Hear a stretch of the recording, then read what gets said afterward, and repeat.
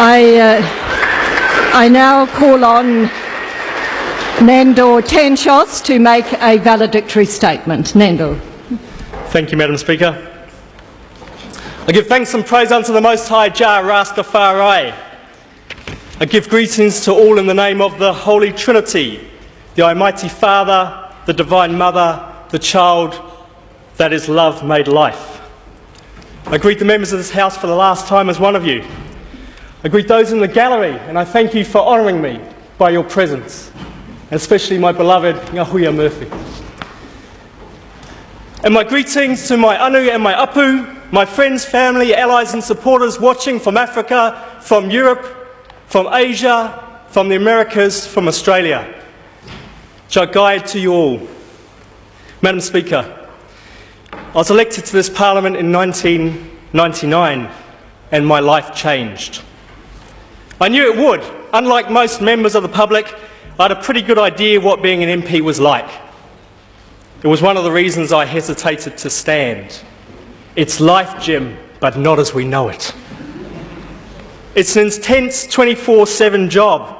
We digest enormous amounts of information, sometimes boring, and then we have to make decisions that affect real people. It means being constantly available to the media, to the public and to the party. It means scrutiny of every detail of our lives, particularly for a dreadlocked Rastafarian. I stood, I guess, to demonstrate that you don't have to be of this world to be effective in it. Be true to oneself, whoever one may be, and take your seat as an equal, whether it's here in the House of Representatives or in the dust of the streets. So when a kid grabbed my arm on the dance floor and said, "Hey bro, what's up in Parliament?" I considered it an honour, because my purpose here has been to represent those who have had no voice here, those held in contempt by too many of us. I came to Parliament thinking you're all a bunch of bastards, and I was wrong. There are many good people here. The very notion that all politicians are dishonest is misconceived, because if we think that politicians are all venal, then we expect nothing from them but venality. We should raise our expectations. We should expect more from question time than a bun fight. I've avoided question time for years if I don't have to be here because I've got a sup. Because question time is the time I'm most ashamed of being a Member of Parliament. Question time and general debate, and you all know what I'm talking about. We should grow up. This is our national legislature. We should treat it and the positions we hold here with more respect. But I don't just blame MPs. The buzzards who sit watching us from up there, waiting for the next political corpse to pick over, are also to blame. Because they'll always report a fight, which is why the pugnacious Mr. Peters always gets a headline. But stand to talk about anything real, and most of them flap their wings and fly away. Most of them. And I thank you for being here too. Maybe corporate media ownership is to blame for the lack of analysis prevalent in the New Zealand media, or maybe it's just contempt for the audience. One thing I'm proud of is the independent prison ombudsman. Most people don't care much what happens to people in prison, to the point that 4 police were yesterday acquitted after repeatedly battening and pepper spraying a man in police cells. What's next? Are they going to get away with murder? Oh, I forgot, they already did in Waitara. But I care, because I know that any of us here could have been there, but for the grace of God. The media will report a death in custody, but not an institution that will prevent them. The day of the announcement was the day that Trevor Mallard demonstrated his pugilistic skills with Tau Henare out in the lobby over there. No prizes for guessing what got covered and what did not. So to the media gallery, my love to you all. But I would ask that you scrutinise yourselves at night as fiercely as you scrutinise us during the day. Some people say that Guy Fawkes was the only politician to enter Parliament with honest intentions. I don't think that's true. Many, perhaps most MPs enter with honest intentions, but we are compromised by this institution. How many times have Green MPs spoken in this House to have other MPs sidle over and tell us quietly, we agree with you? But they are silenced by their hopes for advancement, for promotion, or sometimes just to stay where they are.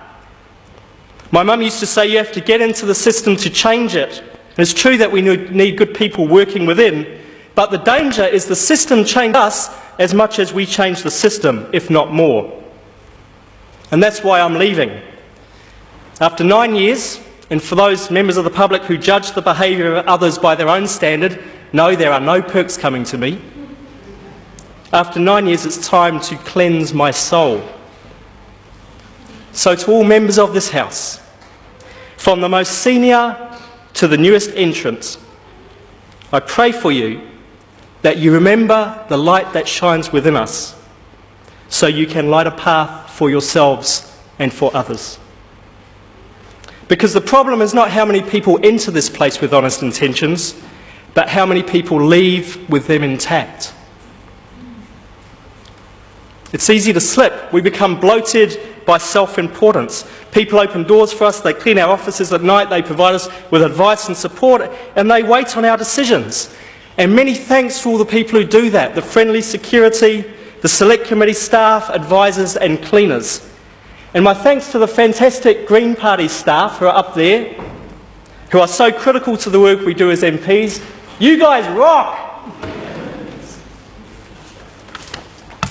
But my thanks also to those outside this place who research and campaign, because Parliament relies on the free work done by NGOs and ordinary people coming to select committees and raising awareness in the public about issues of importance. So take climate change. It was years of campaigning and advocacy and accumulating evidence outside of Parliament before any party except the Greens took this seriously enough to take a position, if not take serious action. Unfortunately, despite evidence that urgent and drastic mitigation is needed right now to avoid catastrophic climate change, this country still has a lackadaisical mitigation strategy. There's growing concern that oil production is reaching its peak at the same time as demand is increasing, both from increased consumption in the West and economic expansion in Asia, and the government's strategy is to build more roads. Now, I'm not sure if that's the climate change strategy or the peak oil strategy. Perhaps it's both. And don't laugh, National, because I haven't seen your policy yet.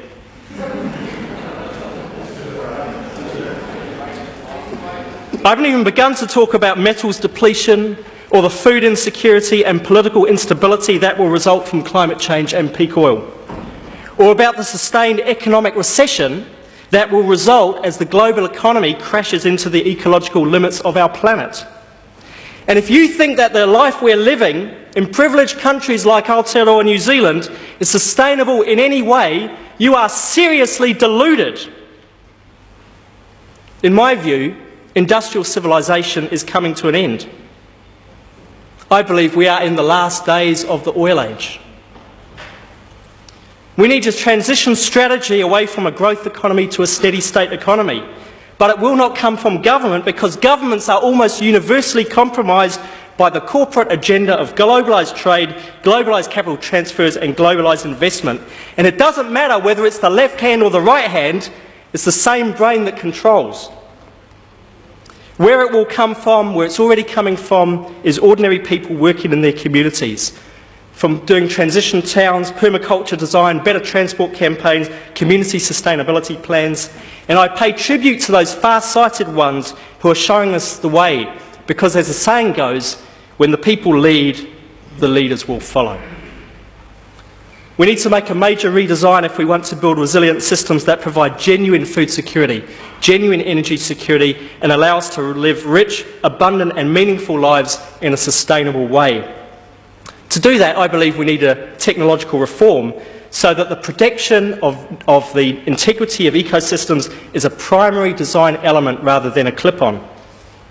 We need economic reform to build a steady state economy. In particular, I believe we need land reform, where security of tenure is based on use rights rather than paper ownership, and to free up land for smallholders. Because growing evidence suggests that the most productive farming systems are small-scale, diverse cropping, organic systems. They're not the most profitable under our current distorted economic framework, but they are the most productive. And they will become even more important as the cost of running farm machinery and producing synthetic fertilisers and pesticides grows. And lastly, we need constitutional reform. We have a bizarre notion in this country that the Queen is the source of justice and power. I say, fire burn that rascal. I hope to see the day that New Zealand becomes a republic, decentralises political power and recognises the rights of tangata whenua to their tino rangatiratanga. People get confused by that. The version of the treaty signed by Governor Hobson, signed by 512 of the 559 or so chiefs that signed, the version recognised in international law under the doctrine of contra preferendum was the Māori language version that did not cede sovereignty to the Crown, but it did affirm the tino rangatiratanga of hapu. And we Pākehā people make a mistake, in my opinion, if we say we don't want that for Māori people. We should say, of course we support that. And what's more, we want some for ourselves. Because I don't believe that this parliamentary system works very well for anyone except MPs and corporate lobbyists. Madam Speaker, one of the first things I did on entering Parliament was buy a watch. And since then, I have been shackled to the system. I've been cuffed to the prison bars of time, or at least the prison that we make of time. This arbitrary Roman calendar disconnects us from the natural rhythms of life and of the planet. And so today, I remove that shackle because when I look at the state of our rivers, our atmosphere and our people, I don't need a watch to tell me what time it is.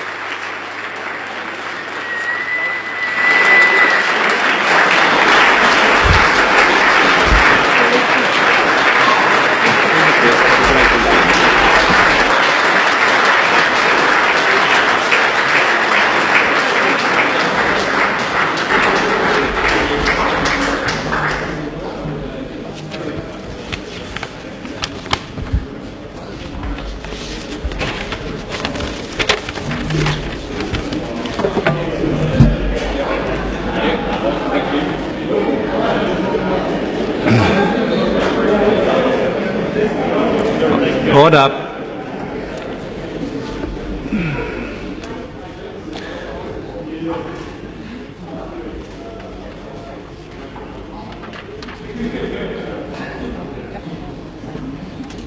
Number 3.